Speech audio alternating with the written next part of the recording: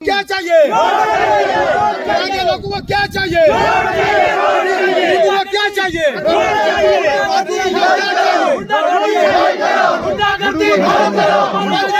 अस्सलाम वालेकुम नाज़रीन, आप देख रहे हैं तामील इरशाद और मैं हूं आपका मेज़बान आदिल शबीर। जहां एक तरफ गवर्नमेंट ऑफ इंडिया की जानिब से ये बताया जाता है हमारा हर कदम ख़ास तौर पे उन लोगों के साथ हैं जो विलेज में रहते हैं, जो लोग गांव में रहते हैं। लेकिन अगर वहीं गांव की बात की जाए, जहां एक तरफ तो लोग आगे निकल रहे हैं लेकिन वहीं हर दिन गांव के लोग पीछे ही होते जा रहे हैं। इस वक्त हम मौजूद हैं गुरकोट उड़ी में। यहाँ पे एक रोड निकली थी आज से तकरीबन 2 साल पहले। इन लोगों के मुताबिक जो रोड है उसका काम शुरू हुआ था उस रोड का काम शुरू हुआ था बलोट मोहल्ला से कला मोहल्ला तक। लेकिन कुछ लोगों की बिना पर, यहाँ के लोगों के मुताबिक कुछ लोगों के आपसी बुनियादी मसाइल की बिना पर जो रोड है उसको रोका जा रहा है। हमने इस सिलसिले में एक जन से भी बात करनी चाहिए लेकिन उन्होंने हमारी कॉल नहीं उठाई। इस सिलसिले में हमने RNB AEE से भी बात की लेकिन उनका नंबर ऑफ आया। इसके मतलब हम यहाँ के लोगों से ही बात करेंगे और मज़ीद इन्हीं से जानेंगे आखिर क्या मसाइल है। वार्ड नंबर 9 का रहने वाला हूँ जी।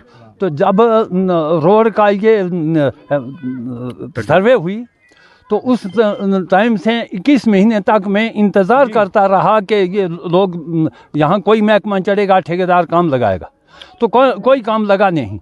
बाद में मैं उन लोगों के पास गया तो उन लोगों ने 1 मीटर ज़मीन छोड़ने का भी नहीं माना। फिर इन लोगों के पास हम गए सब मिलकर बलोट महल्ले में। इन्होंने बोला कि हम यहाँ तक 2 ही ज़मींदार की ज़मीन में घूम कर आए। इन लोगों ने ज़मीन छोड़ी तो उनमें से कुछ लोग ऐसे अनासर निकले जो ताज साहब के चमचे हैं। तो मैं ये ताज साहब से कह देता हूँ कि ये मर्चों वाले चमचे तोड़ दे क्योंकि ये चाय को ख़राब करते हैं। कितना टाइम पहले जो इस रोड का टेंडर हुआ था? जी 21 महीने में 2021 में। क्या तब से यहाँ तक कोई एडमिनिस्ट्रेशन यहाँ पे नहीं है? खास तौर पे अगर RNB की बात की जाए, क्या उनकी जानिब से कोई यहाँ नहीं भेजा गया? नहीं, यहाँ इस साइड से कोई नहीं आया जी। कोई आया ही नहीं। चीफ साहब को हमने लाया पिछले हफ्ते में जी। तो उन्होंने भी लोगों को देखा और कहा कि हक बजानब ये रोड निकलेगा और इन लोगों की मांग ठीक है। हम आपसे जानना चाहेंगे आखिर क्या मसला है, क्या वजूहात हैं जिनके बिना पर जो ये रोड है यहाँ पे रोकी जा रही है?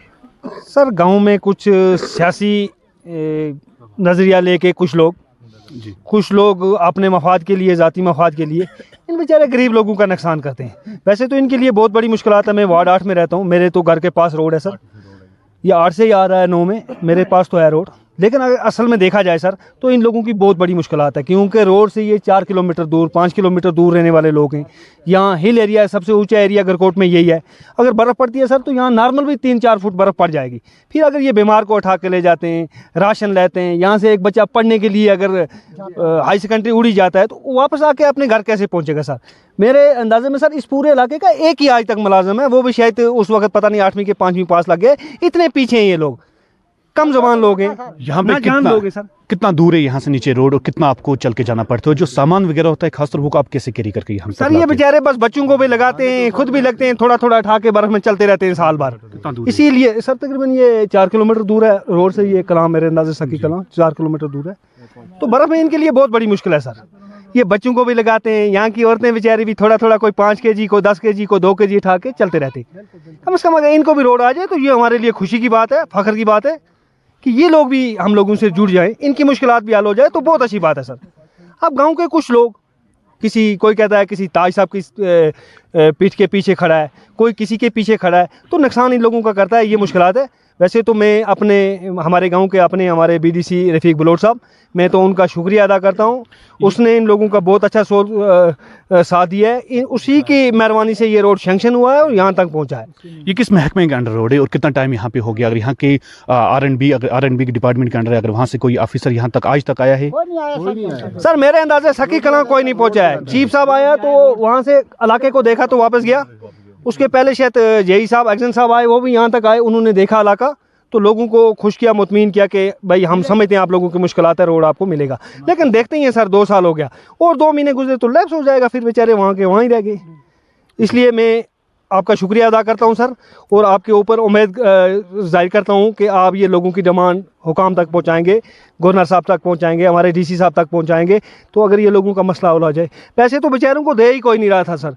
किस्मत थी हमारे यहाँ एक रोड का झगड़ा हुआ गनई कहते हैं दखन से गनई मल्ला कलर एक रोड का झगड़ा था, तो अचानक अल्लाह ने किया डीसी साहब आ गए।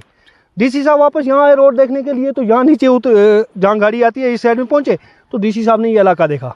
डीसी साहब ने डिपार्टमेंट को कहा भाई ये भी लोग हैं, इनके लिए रोड सेंक्शन करो। खुशकिस्मती थी इन लोगों की, तो उन्होंने कागज़ बनाए तो रोड सेंक्शन हो गया। अब आ गया तो सर दे दो। तो मैं आपका शुक्रिया अदा करता हूँ सर, ठीक है। और दिल से दुआ करता हूँ कि अल्लाह करे हमारी ये डिमांड आप आगे पहुँचाएँ तो इन लोगों की मुश्किलात हल हो जाए। तो शुक्रिया जनाब आपका। ये हम यहाँ पे कलाम की अगर ग्रोनी सतह की बात की जाए, हम खुद यहाँ पे चल के आए, हमने खुद यहाँ पे विज़िट किया और तकरीबन हम भी यहाँ पे 4-5 किलोमीटर चल के आए और हमने भी यही जानना चाहा लोगों से क्या वाकई तौर पे जो यहाँ के लोग हैं वो खुद अपने कांधों पे सामान उठा के लेके जाते हैं, घोड़ों का इस्तेमाल करते हैं। देखिए बिल्कुल, अगर मैं आपको बता दूँ, जहाँ एक तरफ हमेशा हर कोई यही कोशिश करता है कि हम जो सामान है वो घर तक कैसे पहुँच जाए, जो गाड़ी है वो घर तक कैसे लेके जाएँ ताकि हमें कुछ मुश्किलों का सामना ना करना पड़े। ख़ासतौर पर जो हम अगर घर के तामीर की बात की जाए, जो आप यहाँ पे मेरे पीछे देख भी सकते हो, यहाँ पे घर भी बनाए हुए हैं, तो ये भी अपने कांधों पे सामान उठा के लेते हैं। हम अल्लाह काम से भी यही गुजारिश करेंगे अपने चैनल के माध्यम से कि आप भी इनकी रोड के ऊपर कुछ अला इक़दाम उठाएं और इनके हक़ में फ़ैसला दें। अगर 2 साल पहले इस रोड का टेंडर बनाया गया था तो आज तक इस रोड का काम शुरू क्यों नहीं